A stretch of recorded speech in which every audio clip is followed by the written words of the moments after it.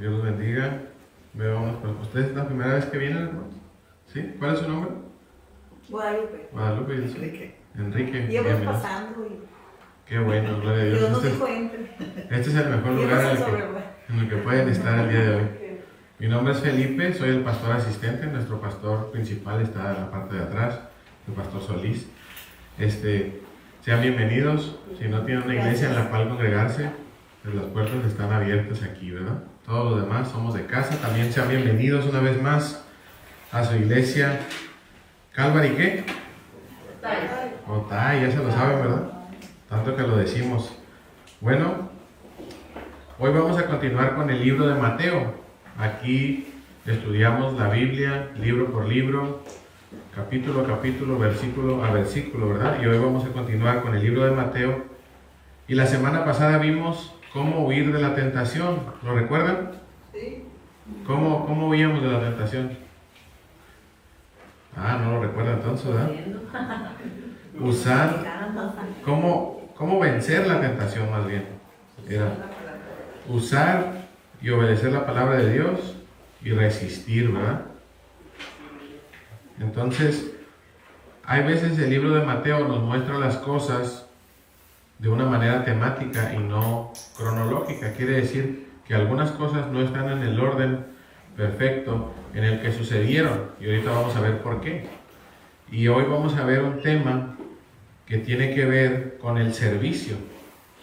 Y hablando de servir, eso me recuerda una historia de un caballo que era muy servicial. Eran dos hombres que trabajaban en el campo. Entonces llegó la hora del lonche y salieron a comer. Entonces uno sacó su lonche, ¿verdad? Traía huevito con salchicha, y el otro no traía nada, y le dijo: oye, si quieres te comparto de mi lonche. Y le dijo: no te preocupes, dice, ahorita a las puras 12 mi caballo me va a traer de comer. ¿Cómo que tu caballo? Sí, dice. Ya, entonces eran las 11:59 y ahí venía el caballo, venía corriendo, ¿no? Y ya llega y se agacha ahí donde está su amo y ya abre la bolsita que trae, saca un lonche, y eran enchiladas suizas, hermano.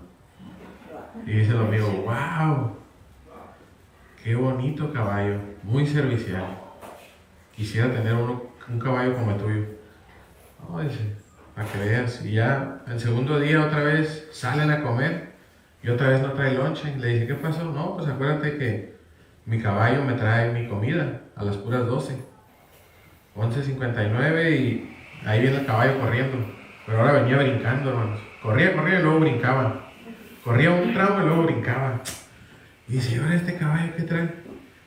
Y ahí llega, se agacha, le abre la bolsita y dice: mira nomás, pescado zarandeado, dice. Bueno. Oye, dice, ¿cuánto te costó tu caballo? Véndemelo, dice, yo quiero un caballo como el tuyo. No, dice, me costó 80,000 pesos, pero no lo vendo. Dice: no, te doy 200,000 por tu caballo. Y dice: bueno, pues 200,000, no, pues sí. Mañana traigo sándwich de lonche, dijo el otro, ¿no? Entonces dijo: nomás déjame ver un día más tu caballo, dice, y ya te lo compro. Y al siguiente día llegan a la hora del lunch. Iban a ser las 12 y nada que se miraba el caballo. La 1 y nada que miraban el caballo. Dijo: no, ya se descompuso tu caballo, amigo. Entonces ya como a la 1:30 lo ven que viene bien despacito ya. Y dice: míralo, ya se enfermó. No, ya no vale nada tu caballo. Le dijo: ya no te voy a dar ni la mitad de lo que te costó. Y ya como a las 2 de la tarde llegó el caballo. Bien despacio llega y se agacha. Y ya el amigo le dice: a ver, ¿qué pasó? Y abre la bolsa. Y dice: mira, trae caldo. Dice: caldo 7 mares, dice. Por eso venía bien despacito, ¿no?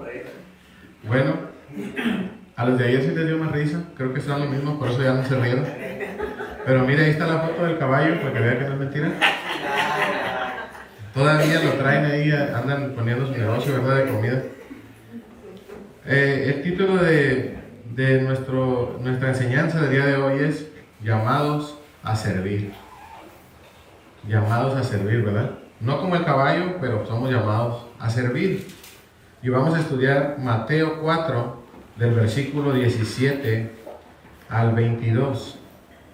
Mateo 4, del versículo 17 al 22. Y a través de nuestro estudio de estos versículos vamos a ver 3 etapas del llamado a servir.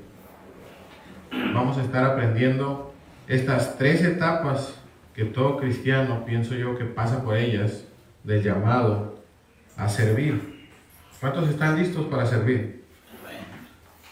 No escuché muchos amenes. Bueno, ahorita vamos a darnos cuenta si estamos listos o no. Vamos a leer primero el versículo 17 para iniciar. Dice la palabra de Dios: desde entonces Jesús comenzó a predicar y a decir: arrepentíos, porque el reino de los cielos se ha acercado. Estoy leyendo yo la Biblia de las Américas. Probablemente usted tiene la Reina Valera, es un poquito diferente el texto, pero al final de cuentas es lo mismo. Aquí vemos que Jesús comienza su ministerio. Ya vimos que Jesús fue bautizado, ¿verdad? Semanas atrás. Luego vimos que Jesús fue llevado por el Espíritu al desierto y fue tentado. ¿Por quién? Por Satanás, ¿verdad? Y vimos cómo el Señor vence a esta tentación que Satanás le pone con la palabra de Dios y resistiéndolo. Entonces, ahora vemos que Jesús comienza su ministerio después de salir de ese desierto, y vamos a ver que empieza su ministerio después de que Juan es encarcelado. Juan el Bautista, recordemos que es el último de los profetas que anuncia el camino del Señor. Recordemos que en el Antiguo Testamento, cuando los profetas hablaban que eran la voz de Dios, solamente había un profeta a la vez, no había 2 ni 3, siempre había uno. Terminaba su ministerio y comenzaba el ministerio del siguiente. El caso más marcado que podemos ver es a Eliseo, ¿verdad? Con Elías. No comenzó el ministerio de Eliseo hasta que Elías fue arrebatado por el Señor. Entonces, este es el caso también, que el Señor comienza su ministerio una vez que termina el de Juan, porque Juan, estando encarcelado, había dejado de predicar el arrepentimiento. Y es así como comienza el ministerio de Jesús. Vamos a leer en el versículo 18, vemos que el Señor comienza a buscar sus discípulos. Una vez que un ministerio comienza, se necesitan servidores. Jesús, obviamente todos sabemos que Jesús pues era Dios, ¿verdad? No necesitaba a nadie. Sin embargo, nos dejó ejemplo de cómo debe de funcionar la iglesia, cómo debe de funcionar el reino de Dios. Por eso buscó hombres que le ayudaran en el ministerio. Entonces vamos a leer el versículo 18. Dice: y andando junto al mar de Galilea, vio a 2 hermanos, Simón llamado Pedro y Andrés su hermano, echando una red al mar, porque eran pescadores, ¿verdad? Les voy a hablar un poquito del contexto de por qué Jesús andaba ahí junto al mar. Acabamos de ver a Jesús en el desierto, ¿verdad? Y ahora lo vemos junto al mar. Hay unos versículos que no leímos, que son del 12 al 16, y que dice así: cuando él oyó que Juan había sido encarcelado, se retiró a Galilea, y saliendo de Nazaret fue y se estableció en Capernaum, que está junto al mar, en la región de Zabulón y Neftalí. Ahora miren, ¿por qué Jesús se fue allá? Porque tenía que cumplir esta profecía que estaba escrita en Isaías, que dice: tierra de Zabulón y tierra de Neftalí, camino del mar, al otro lado del Jordán, Galilea de los gentiles. El pueblo asentado en tinieblas vio gran luz, y a los que vivían en la región de sombra de muerte, dice, una luz les resplandeció. Había una profecía que el Mesías iba a llegar a esta tierra, a estas 2 tribus, que en el pasado, en el Antiguo Testamento, habían sido humilladas, abatidas, castigadas por la mano de Dios, pero no iba a ser para siempre. Mira, aquí lo vemos, esta profecía en Isaías, la puede ver ahí, dice: mas no habrá siempre oscuridad para la que está ahora en angustia, tal como la aflicción que le vino en el tiempo que livianamente tocaron la primera vez la tierra de Zabulón y la tierra de Neftalí, pues al fin llenará de gloria el camino del mar, de aquel lado del Jordán, en Galilea de los gentiles. El pueblo que andaba en tinieblas vio gran luz. Los que moraban en tierra de sombra de muerte, luz resplandeció sobre ellos. Entonces, vemos aquí que el Señor cumple esta profecía como todas las que estaban escritas acerca de Él, y esta es una de ellas, y va y se instala ahí en Capernaum, que está en Galilea, y es precisamente tierra de los gentiles. ¿Quiénes son los gentiles? Todos los que no son judíos, ¿verdad? Incluyéndonos a nosotros. ¿Por qué el Señor va y se instala en esa ciudad? Porque Él mismo dijo, los sanos no tienen necesidad de médico. Y fue Capernaum, esta ciudad, la que vio el ministerio de Jesús en su gran mayoría. Ahí fue donde hizo la mayor parte de milagros, predicaciones, enseñanzas. Y fue ahí, a la orilla de este mar. El mar se llama Mar de Galilea, pero también es llamado en algunas partes Lago de Genesaret, por si usted lo llega a ver en el Nuevo Testamento así, o también Mar de Tiberias. Y en el Antiguo Testamento lo encontramos como Mar de Cineret. Mire, ahí está el mar de Galilea, ahí vemos a Capernaum arriba al norte. Curiosamente ese mar tiene forma como de un corazón, ¿verdad? No sé, yo le encuentro forma así. Pero ahí está Capernaum, está Corazín, ahí está el monte donde el Señor dio las bienaventuranzas, donde hizo el sermón del monte, está entre Capernaum y Corazín. Si usted ve el mapa en la actualidad, ahí va a decir monte de las bienaventuranzas. En el capítulo 5 vamos a estar viendo esa enseñanza que es una de las más completas que un cristiano debe de recibir, pero lo vamos a estar viendo más adelante cuando lleguemos al capítulo 5. Miren, aquí está Nazaret, donde el Señor pues creció, ¿verdad? Jesús de Nazaret le llamaban, y Él se mudó ahora a Capernaum, del otro lado del mar. Aquí traje otras imágenes. Ese es el mar de Galilea. Miren ahí cómo está la orilla rocosa. Allá vemos dos barcos, porque probablemente aún todavía en la actualidad se practica la pesca en ese mar. Ahí vemos dos barcos de pescadores. Ahí está, mire, la ciudad actualmente, dice Capernaum, el pueblo de Jesús. Y miles de turistas todavía siguen yendo a ese lugar para ver cómo era esa ciudad de Capernaum, donde el Señor pasó la mayor parte de su ministerio. Entonces, ese es el contexto nada más que le quiero dar acerca del mar. Pero vamos a la palabra de Dios otra vez. Dice que él, estando ahí, vio a dos hermanos. No era la primera vez que los miraba. Ya conocía a Simón y Andrés. De hecho, Simón, llamado Pedro, ¿verdad?, y Andrés eran discípulos de Juan. Y eso lo podemos encontrar en Juan 1:35. Miren, dice, el día siguiente otra vez estaba Juan y dos de sus discípulos.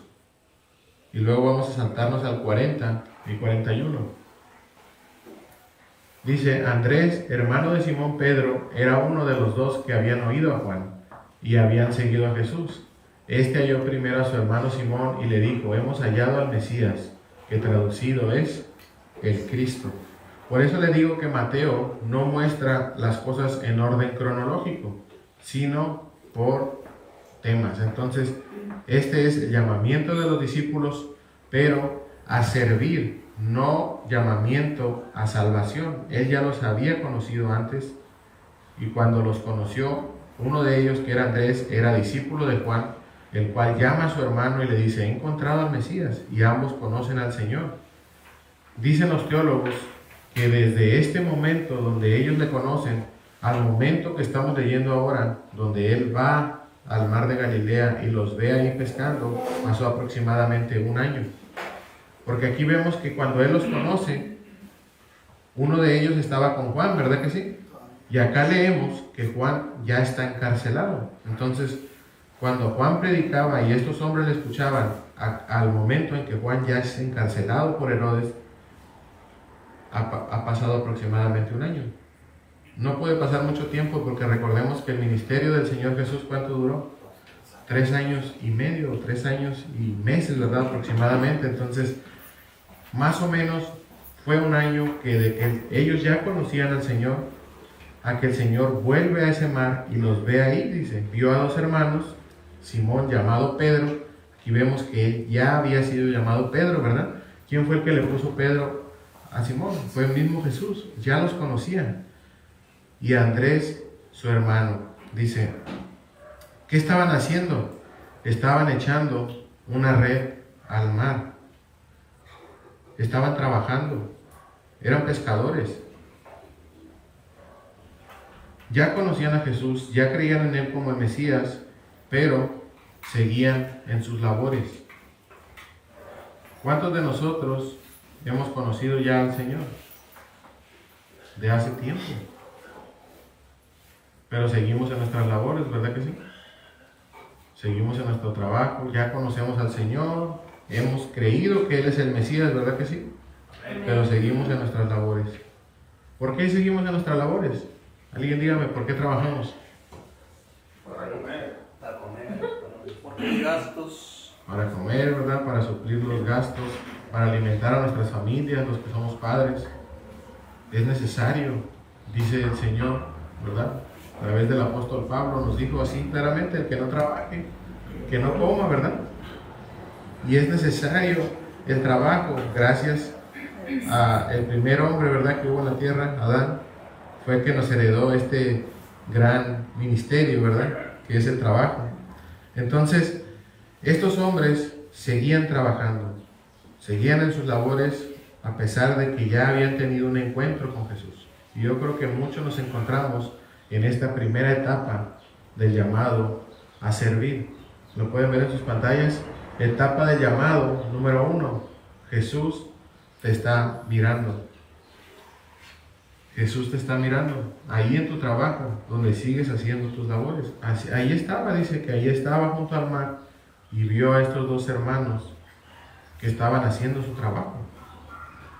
Jesús ya los conocía, incluso ya le había puesto Cefas, ¿verdad?, a Simón, que era Pedro, pero esta vez fue otra vez a donde ellos estaban y ahí estaban trabajando. ¿Cuántos de ustedes que ya conocen al Señor se habían puesto a pensar que el Señor los está mirando ahí en su trabajo? Amén. Amén. Ahí está el Señor mirándonos también a mí. Cuando estamos haciendo nuestro trabajo, Él nos está mirando. ¿Cómo nos comportamos en nuestro trabajo?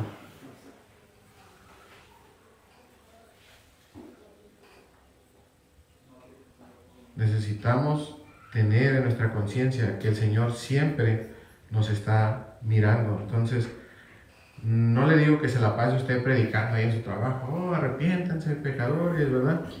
Pero tenemos que tener una conducta digna de aquellos que decimos conocer al Señor.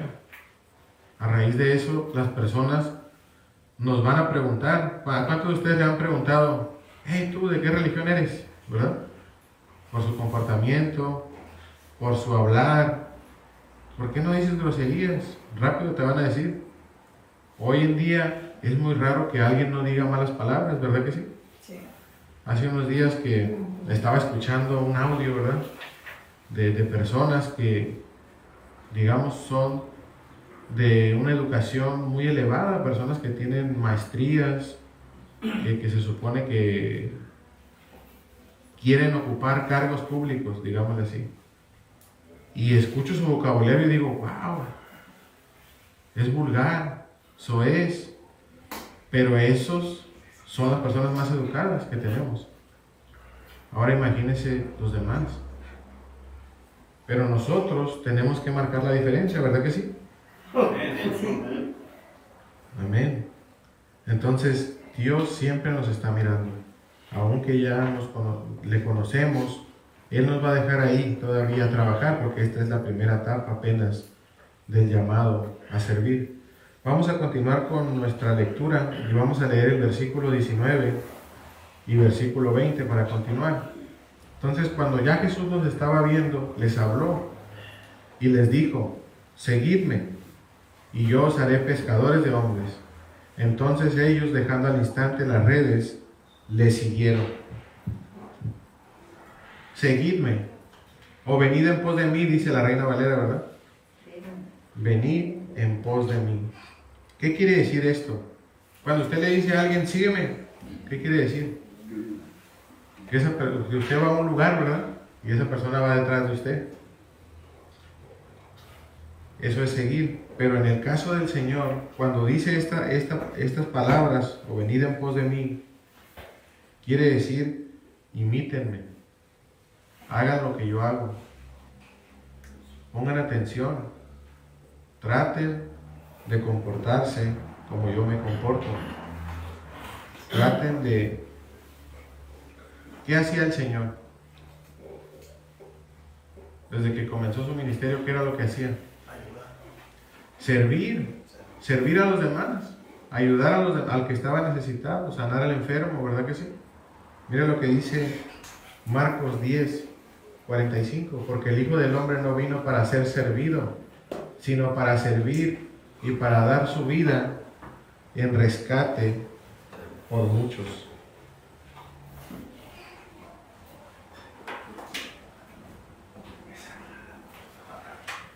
El Señor le estaba diciendo a sus discípulos, ya es tiempo de que me sigan. Ya lo conocían, pero lo escuchaban, regresaban a su trabajo. Lo escuchaban, luego regresaban a su trabajo, como muchos de nosotros, ¿verdad? Venimos, escuchamos al Señor, luego regresamos a nuestro trabajo. Venimos otra vez a la iglesia, escuchamos la palabra del Señor y volvemos a nuestro trabajo. Pero va a haber un tiempo en el que el Señor te va a decir, sígueme. Porque a veces creemos, bueno, yo ya estoy siguiendo al Señor. Y estos hombres también pensaban lo mismo, pero el Señor les dice, síguenme y yo los haré pescadores de hombres. ¿Qué significa esto? El Señor estaba usando esta analogía práctica, esta comparación, porque ellos conocían el término pescadores, ¿verdad que sí? Ellos, cuando echaban su red al mar, siendo pescadores, ellos traían los peces de la vida a la muerte. Entonces ahora Jesús les estaba diciendo, yo los haré pescadores de hombres, pero ahora cuando ustedes lancen su red, van a traer a los hombres de la muerte a la vida. De la oscuridad de las tinieblas a su luz admirable. Y yo pienso que este oficio que el Señor les está ofreciendo es el oficio más grande que existe sobre la faz de la tierra. Y el mejor pagado. ¿Cuántos dicen amén? Amén. Ahorita va a lo mejor pensar, no, yo gano más donde trabajo. A lo mejor. Muchos de nosotros, yo creo, podemos pensar de esa manera. No, yo no quiero servir a Dios así, tiempo completo, porque yo he visto cómo los ministros del Señor padecen necesidad a veces. Claro, ¿verdad? Que hay unos siervos, Dios los bendiga, saludos, que no sufren necesidad, porque en realidad no están sirviendo al Señor, están sirviéndose a ellos mismos. Ayer no dije esto, pero ahora como estoy en vivo, lo voy a decir. Pero los verdaderos siervos del Señor, y aquí lo podemos encontrar en las Escrituras, el apóstol Pablo dice, sé vivir en la abundancia, pero también en la escasez. Padeció por el Señor. Porque a veces no va a haber tiempo. Él hacía tiendas, seguía trabajando, pero a veces no va a haber tiempo de darle prioridad a tu trabajo. Tienes que darle prioridad al Señor. Y quizás vas a pasar por una situación económica que no te va a gustar, que no te vas a sentir a gusto. Pero el Señor te va a decir, sígueme. Entonces dice aquí que ellos, ¿qué hicieron?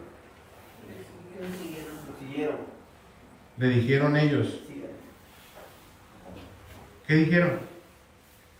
Nada.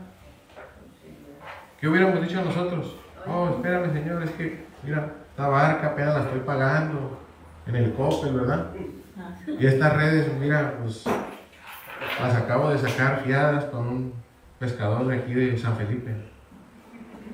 Déjame que termine mis deudas, entonces ya te empiezo a seguir. Déjame que me recupere económicamente, entonces ya te empiezo a seguir, Señor. Estos hombres lo que dice aquí que hicieron es que al instante dejaron las redes y le siguieron. Wow. Empezaron a ser sus discípulos. Empezaron a aprender qué era seguir a Cristo. Y aquí encontramos la segunda etapa del llamado, que es Jesús te llama a servir. Quizás ahorita dices, no, yo estoy en la primera, apenas conozco al Señor y regreso a mis labores, conozco al Señor, regreso a mis labores, pero va a haber esta etapa del llamado, donde Jesús te va a llamar a servir. Ya no va a ser un llamado para salvación, ya eres salvo. Ahora te va a llamar a servir. ¿Por qué les digo esto, hermano? Miren, ¿a qué somos llamados?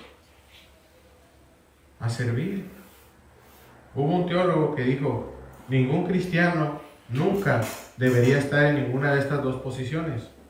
Una, sin hacer nada, y dos, saturado de tareas. Ningún cristiano debe estar sin hacer nada, ni tampoco saturado de tareas. Ahora, ¿por qué hay cristianos hoy en día saturados de tareas? Porque hay muchos cristianos sin hacer nada. Y una cosa lleva a la otra. ¿Sabe? A veces cuando el pastor empezó esta obra, estaba saturadísimo de tareas, ¿verdad, pastor? Porque no había quien le ayudara. Hoy en día, gracias al Señor, ha ido agregando servidores. Y cada vez se aligera más la carga del pastor y también de los servidores. Pero si hubiese más servidores, la carga sería cada vez más ligera. Y a veces usted, estando de aquel lado, se lo digo porque yo también estuve de ese lado, donde estaba en la primera etapa todavía, y no era todavía llamado a servir, decía, no, yo no quiero servir, porque voy a estar así como el hermano, mira cómo anda, no tiene tiempo ni de comer, muchas veces. Y nos da miedo, ¿verdad que sí? Le tenemos miedo al compromiso. Cuando el Señor nos dice, sígueme, no queremos servir porque no, es que si empiezo a servir, ya voy a tener que ir a todos los servicios donde se me requieren. No voy a poder decir, este fin de semana no, este fin de semana me voy a ir a la playa, este otro fin me voy a ir a la montaña, o este otro fin voy a donde yo quiera, porque tengo un compromiso con el Señor. O ya no voy a poder ir a tiempo extra porque muchos somos esclavos del trabajo y queremos estar hasta sábado y domingo trabajando también. Y ahora voy a tener muchas cosas, voy a estar bien saturado. Yo lo pensé así, el pastor sabe, yo se lo dije a él. No quiero que la iglesia me absorba, le dije yo, porque quiero tener tiempo. Y mírenme dónde estoy. Este es el mejor tiempo que podemos pasar en esta tierra, sirviendo al Señor. Créame, deje ese miedo. Usted cuando esté sirviendo a Dios, lo va a disfrutar. El Señor va a hacer que le guste servir. Pero cuando el Señor le diga, sígueme, deje sus redes ahí. Deje sus redes. Si yo ahorita usted me viene y dice, oh, el hermano tiene 30 cosas que hacer en el mismo día. Pero si usted me ayudara, ya nada más tendría 15, porque le daría 15 a usted. Pero si hubiéramos 30 de aquí que quisiéramos servir, solo tendríamos que hacer una cosa cada uno. El Señor dijo, mi yugo es fácil y ligera mi carga. Venid a mí los que estén cansados. ¿Usted cree que el Señor quiere que nosotros andemos cansados? Yo os haré descansar, dijo. ¿Dónde están pues esas palabras? Va a decir, no, es que eso es espiritual, hermano. Claro. ¿Y qué mejor que sentirse descansado espiritualmente? El cuerpo físico aquí se va a quedar. Pero un día vamos a estar delante del Señor. ¿Y qué le vamos a decir? No, Señor, mira, yo todo lo que trabajé y dejé casas de renta por todo Tijuana y Ensenada. ¿Y cuándo me serviste? No, pues no tuve tiempo. Pero sí me conocías, sí. Bueno, esperemos que no tengamos que argumentar nada delante del Señor, ¿verdad? Que cuando lleguemos en su presencia nos diga, entra al reposo de tu Señor. Buen siervo, fiel. ¿Qué quiere decir siervo? Servidor. Eso es lo que venimos a esta tierra. Vamos a continuar leyendo el versículo 21 y 22 ya para terminar. Dice, y pasando de allí vio a otros dos hermanos, Jacobo, hijo de Zebedeo, y Juan, su hermano, en la barca con su padre Zebedeo, remendando sus redes, y los llamó. Jesús estaba buscando hombres para servir. Ya había llamado a 2 hombres, pero dice que pasando de ahí vio a otros 2 hermanos. Y esos hermanos también eran pescadores. Estaban en la barca con su padre y estaban remendando sus redes, porque sus redes ya estaban rotas. Entonces, aquí vemos que Jesús sigue buscando a quien llamar a servir. No es como que, ya llamó al hermano, ya. Estamos a veces en una congregación y decimos, ¿sabes qué? Yo sé tocar la guitarra, pero no me quiero comprometer. Y ahí estás pensando y ves que ya hay un guitarrista y dices, pues ya, el Señor ya lo llamó a él, me libré, ¿verdad que sí? No, el hermano ya predica bien bonito y yo estoy a gusto ahí nada más escuchándolo. El Señor sigue buscando a quien llamar para servir. Acuérdense lo que acabamos de decir. A lo mejor yo ahorita tengo que predicar hoy, y si viene el miércoles también me va a escuchar predicar, ¿verdad, pastor? Sí. Pero si usted escucha esa voz donde el Señor le dice, sígueme, no me tendría que escuchar todos los servicios, hermano. El miércoles le tocaría a usted predicar también. Habría 2 guitarristas, 4 bateristas, 6, 8 cantores, no sé. Cada cual tiene un talento que el Señor le dio. Y algunos no teníamos nada. Y el Señor nos hizo predicadores. Y se lo digo en serio. De lo vil y de lo menospreciado, el Señor siempre ha escogido para avergonzar a los sabios. Estos hombres eran ignorantes. Eran pescadores, no sabían nada de letras. Ni escribir sabía Pedro. Su carta se la escribió a alguien más. ¿Sí sabía usted eso? No entendía Pedro lo que Pablo decía. Claro, también ha llamado a hombres como Pablo. No es exclusivamente a gente ignorante quien llama al Señor. Pero yo me encuentro entre estos hombres. No sabía nada. Yo leía la Biblia y decía, no, pues no entiendo nada. Ya leí, pero ¿qué? Pero el Señor llama y da el entendimiento también. Entonces, dice que estos otros 2 hombres, al instante dejaron la barca y a su padre. Cuando yo leía estas palabras decía, wow, estos hombres no solo están dejando su trabajo como los otros, están dejando a su padre, un hombre que probablemente ya era mayor, porque que yo sepa, ninguno de los discípulos tenía 15 años cuando el Señor lo llamó. Eran hombres maduros ya.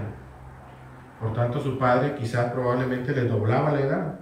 No quiero decir una edad exacta, pero era un hombre mayor. Era un hombre que sus hijos eran importantes para él. Porque la pesca no es una actividad sencilla. No sé si usted alguna vez ha ido a pescar. Yo he ido a pescar muchas veces y nunca he sacado nada. Por eso le digo. Y aquí en la escritura veo que también ellos lanzaban sus redes, ¿verdad que sí? Y muchas de las veces no sacaban nada. Precisamente en otro de los evangelios, en este pasaje, Lucas narra de la pesca milagrosa. Cuando ellos llevaban toda la noche, dice, y no habían sacado nada, imagínense. Ahora imagínense este hombre Zebedeo, que tiene a sus 2 hijos fuertes, que le ayudan, Lo vemos porque cuando sucede esto de la pesca, dice la escritura que ellos dos se acercaron a ayudar a Pedro y Andrés, ¿verdad?, a levantar las redes. Eran hombres que tenían fuerza suficiente para sacar una red del mar. No sabemos cuál haya sido la condición de Zebedeo, pero sin duda le iban a hacer falta a sus dos hijos. ¿Usted lo cree o no?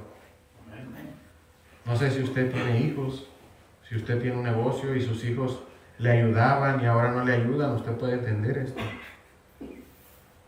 Puede darse una idea de lo que significa seguir al Señor.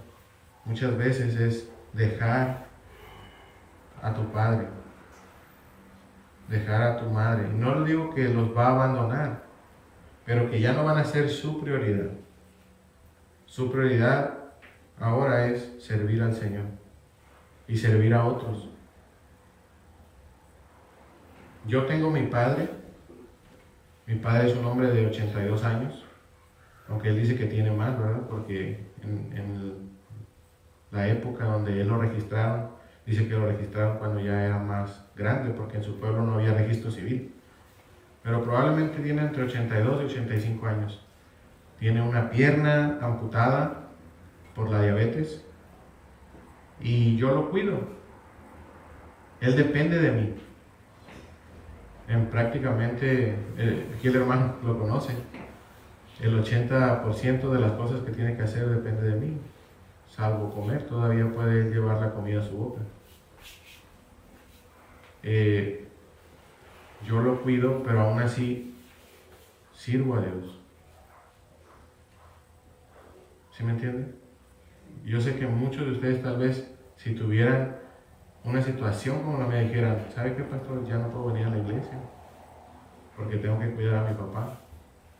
Si a veces se nos enferma el niño y decimos, no, es que el niño tiene gripa, no puedo ir a la iglesia. Ahora imagínense tener un padre en la condición en la que yo lo tengo. Y estos hombres, no sé en qué condición, le digo, estaba Zebedeo, pero ellos, dejando al instante la barca y a su padre, siguieron al Señor. Sin pretextos. Mira lo que dice Lucas.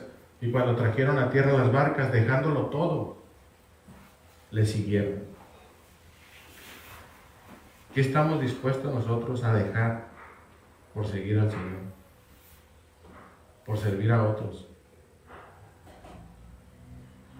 Necesitamos estar en esa disposición para poder servir. Estar dispuestos a dejarlo todo. Porque esa es la tercera etapa del llamado a servir. Deja todo por Jesús. He visto muchos hombres que sirven a Dios, que han dejado todo. Han sido millonarios, muchos de ellos, y dejan todo por servir al Señor. Mira lo que dijo el apóstol Pablo, un hombre que trabajó para el Imperio Romano y tenía, supongo, no dice la escritura, ¿verdad?, pero un buen salario, una buena posición social, tenía autoridad para arrestar a los cristianos y vivía cómodamente. Dice, ahora dice, ciertamente aún estimo todas las cosas como pérdida por la excelencia del conocimiento de Cristo Jesús, mi Señor, por amor del cual lo he perdido todo y lo tengo por basura para ganar a Cristo. No solamente él estimaba todo, sino que aparte no le importaba ya. No estaba ahí, no, yo antes tenía. No, cuando yo andaba en el mundo, porque a veces vemos hermanos, ¿verdad?, que andan extrañando lo que dejaron atrás, como la mujer de Lot. Tenemos que tener todo por basura, porque aquí se va a quedar eso, hermanos. No nos vamos a llevar nada. Lo único que va a contar cuando estemos delante del Señor es si fuimos nacidos de nuevo, y como somos nacidos de nuevo, hechos una nueva criatura, servimos al Señor. No conozco hasta el día de hoy a alguien que haya nacido de nuevo que no quiera servir al Señor por agradecimiento. ¿En qué forma servirlo? Perdón. Predicar, como. Hay muchas formas, todos podemos servir de diferentes maneras. Dios a cada uno le ha dado un talento, un don, un ministerio a algunos, pero todos podemos servir. Si usted quiere servir, acérquese con nosotros, acérquese con el pastor y diga, ¿sabe qué, pastor? Yo quiero servir al Señor. Y créame que va a haber algo en que usted puede servir. Cuando el Señor anduvo en la tierra, había mujeres que le servían. Había otros hombres que servían las mesas, como lo hizo Esteban. No todos eran predicadores, no todos eran maestros, no todos eran como el apóstol Pablo. Pero todos podemos servir. Tenemos nada más que tener la disposición de servir y de dejarlo todo. Somos una iglesia que planta otras iglesias. Somos una iglesia que enviamos pastores a servir a otros lugares. Y para que eso suceda, usted tiene que estar dispuesto a dejarlo todo. Comenzar una nueva vida. Eso es lo que significa. No quiere decir que mañana usted va a acercar y va a decir, lo vamos a enviar a Rusia, ¿verdad? A plantar una iglesia. El Señor llamó a estos hombres, pero vemos aquí que sigue el sermón del monte. Los capacitó, estuvo con ellos día a día enseñándoles todas las cosas, hasta que un día los dejó solos y ahora sí les dijo, ahora sí, hagan lo que yo les enseñé. Y me refiero a que los dejó solos presencialmente, porque en realidad lo que les dejó es lo mismo que nos ha dejado a nosotros, su Espíritu Santo, que nos guía a toda verdad y a toda justicia. ¿Hay alguien aquí entre nosotros que no haya nacido de nuevo?